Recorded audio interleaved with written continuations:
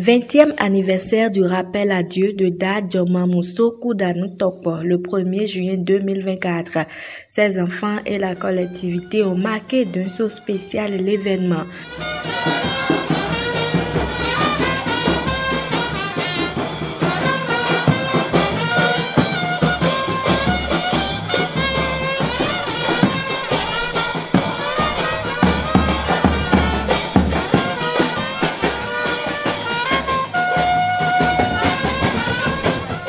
Une libation a été faite au mausolée de Dad Djomamousso Koudanu Tokpo, suivi d'un partage de repas.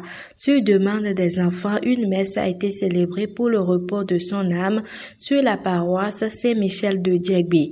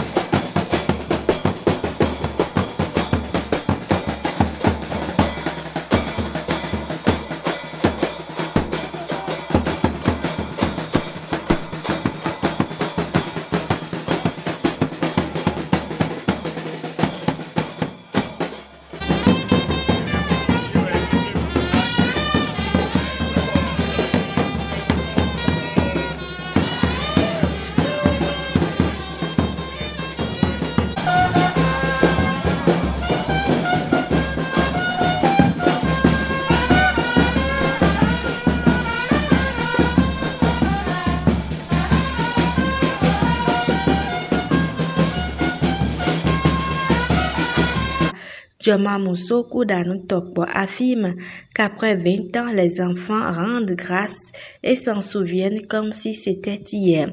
Ta Tokpo Koudanou Alodje Sohwaïgbe Alomafli. Je suis le chef de la collectivité Tokpo Koudanou d'Abomey, ministre du roi dans le royaume. À la date d'aujourd'hui, nous sommes en train de se souvenir du décès de notre feu père, Da Tokpo Joma Mousso Afoko Tagbenozreweke. C'est les 20 ans de son décès que nous sommes en train de manifester, nous sommes en train de célébrer aujourd'hui. Parce qu'il y a 20 ans, jour pour jour, c'était le deuil total dans cette maison. C'était le deuil total. Mais aujourd'hui, c'est devenu une joie, c'est devenu une grâce pour nous, parce que chaque année, on ne fait que penser à ce jour. Mais 20 ans, il va falloir quand même que l'on se décide un peu et pour appeler ses pères pour qu'ils puissent venir nous aider à prier pour lui. C'est pour cela que nous sommes en train de manifester notre joie à travers cette représentation que nous sommes là d'organiser. Ce sont les 20 ans du décès de Djoma Mousso. C'était son nom. Mais c'est après lui que moi je suis arrivé. Et si véritablement j'ai pris les rênes de cette collectivité, mon feu père dont nous sommes en train de célébrer, lui il a fait 24 ans de règne. Et c'est après ces 24 ans de règne que moi je suis arrivé. Nous sommes là, ça fait bientôt, nous sommes dans la 16e année que nous sommes en train de diriger la collectivité Koudanou Tokpo. Nous sommes dans la 16e année. Nous avons fini les 15 ans, je suis dans la 16e année. Donc, plaise au Seigneur, plein au monde de nos ancêtres, nous sommes en train encore de prier pour qu'on puisse nous donner encore un peu de chance pour que cette collectivité soit un peu plus manifeste, plus grandiose. Donc, rien n'est encore parfait. Tout n'est pas rose dans la maison. Parce que dès qu'il y a des hauts, il y a toujours des bas. Mais soufflez un peu que je vous dise que être un dirigeant n'est pas chose aisée dans une collectivité, dans le royaume. Donc, on essaie de faire le peu qu'on peut.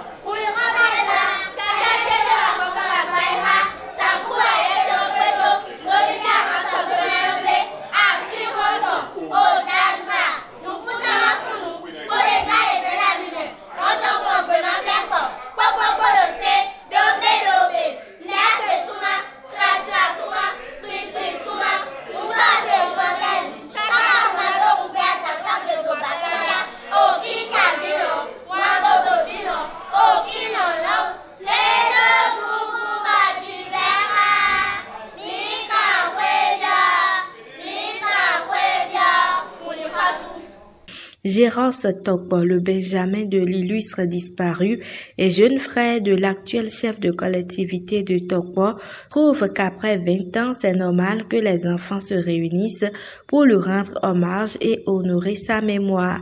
C'est les 20 ans d'anniversaire de notre feu père, l'ancien chef de collectivité Tokpo, Koudanou Tchamamuso, qui est notre père. Il y a cela 20 ans, on était tous dans les pleurs. Il est tout à fait normal qu'après 20 ans, on se revoie et qu'on au moins qu'on se réunisse pour prier en son nom et demander à nous tous longue vie. Et que la terre lui soit légère et que de sa position, là où il est actuellement, qui nous protège. Qui protège la collectivité, toute la collectivité Tokpo, parce qu'il a eu à gérer cette maison pendant 24 ans. Il est parti. Aujourd'hui, c'est son fils. Il a initié de son vivant, qui a pris le trône, qui a pris la succession. Et depuis 15 ans, il le fait très bien. Donc il est tout à fait normal que 20 ans après, que nous réussissions, nous nous revoyons pour lui rendre hommage et s'entendre encore sur de nouvelles bases. Gérance Tokpo, je suis contrôleur des douanes. Je suis le dernier fils de Da Tchamamuso Tokpo et le jeune frère de Da Alomafli et Tokpo, le chef de la collectivité actuelle Tokpo. Damien Tokpo, instituteur à la retraite et enfant de Da Tokpo Djomamuso, explique le sens de cette cérémonie. Il s'agit du 20e anniversaire du décès de notre père, Tokpo Djomamuso, Da Tokpo Djomamuso, ancien aussi à la retraite, instituteur. J'ai hérité de lui, ça là, certainement. Donc, c'est ça, mon papa fut enseignant. J'ai hérité de lui la carrière. Et nous sommes en train aujourd'hui de fêter le 20e anniversaire de son décès. Voilà. Son 20e anniversaire, son départ à la félicité. C'est monsieur Tokpo Rachel Damien. Estelle Tokpo, fille de l'illustre disparu, parle de ses sentiments en ce jour mémorable. Oui, la joie de mon feu père. On est en train de fêter sa 20e anniversaire de son décès. Mais je suis très contente. Tokpo Estelle. Caroline Tokpo, épouse Laconcé, fille de l'illustre disparu, affirme qu'après les célébrations des 10 ans à Cotonou, les enfants ont décidé de fêter les 20 ans dans la commune d'Abomey, plus précisément dans la collectivité Koudanou Tokpo, pour être plus proche de l'illustre disparu. Nous sommes à une cérémonie au 20e anniversaire du décès de notre feu père Djomamuso. Notre père qui nous est très très très cher. On a fait les 10 ans à Cotonou. Nous, ses enfants, nous avions décidé à faire les 20 ans à Abomey, dans la famille, pour qu'on puisse être réellement proche de lui à Djalalassa. Oh, les frères et sœurs de la famille Tokpo ont été superbes. Ils nous ont assistés. Ils sont restés tout le temps. Depuis 3 jours, on est ensemble. Ils sont adorables. Ils sont adorables. Et notre papa, celui que notre défunt père nous a laissé, Da Lomakunso Sokwayigbe, a été exemplaire. Il a tenu depuis 3 jours. Corps et âme, il est sur les cérémonies. Et il est en train jusqu'à l'heure où je vous parle. Madame Tokpo Caroline épouse Lacoussan.